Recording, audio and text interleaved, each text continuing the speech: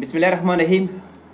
راځو نن دا وایو چې څنګه کولی شو د رن کماند لارې یو پروګرام په خپل نوم خلاص کړو. مطلب یو پروګرام ته اوپن ویت نیم څنګه ورکوو.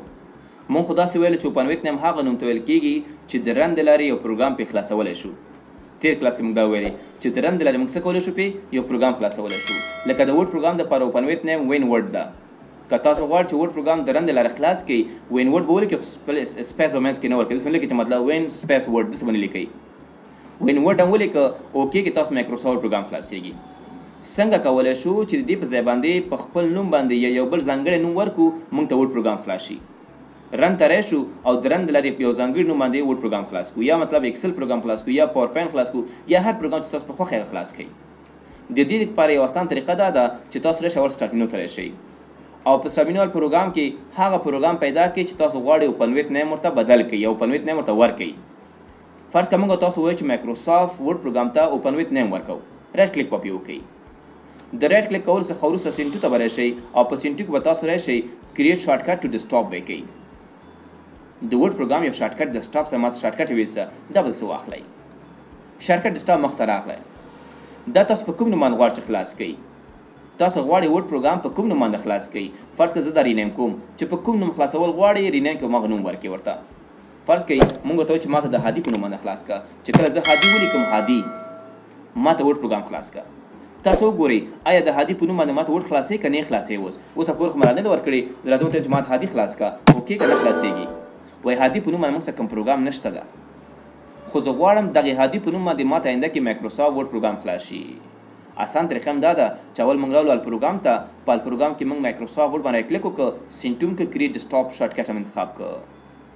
له دې کار کولو څخه وروسته چې کله م رینیم کړو، رینیم څخه دا به کټ کې کټ ختمې کړي ځینه او راشئ کمپیوټر ته راشئ او په کمپیوټر کې وینډوز فولډر ته راشئ، سی ډرایو ته راشئ او په سی ډرایو کې وینډوز فولډر ته راشئ.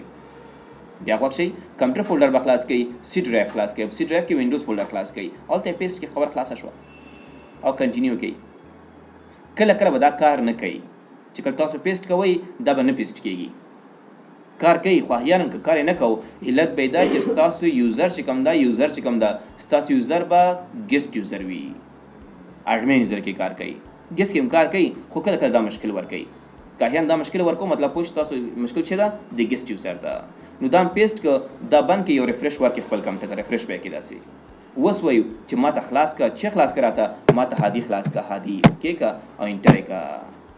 خلاصي که نه خلاصېږي. څنګه کولی شو په خپل نوم باندې یا په یو ځانګړي نوم سره مایکروسافټ ورډ پروګرام د رن د لارې خلاص کړو. دې طریقه وه.